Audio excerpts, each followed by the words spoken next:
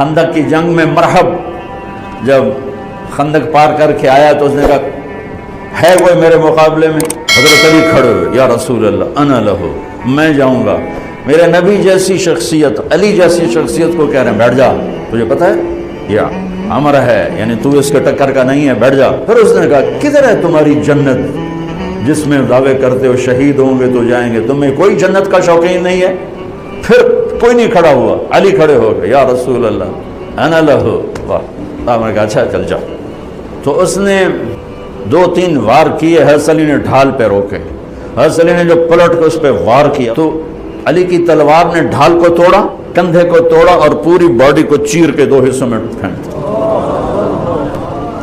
تو اس کی لاش پہ پاؤں رکھ کر کہا یہ ہے پتھر کا پجاری اور میں ہوں رب محمد کا پجاری۔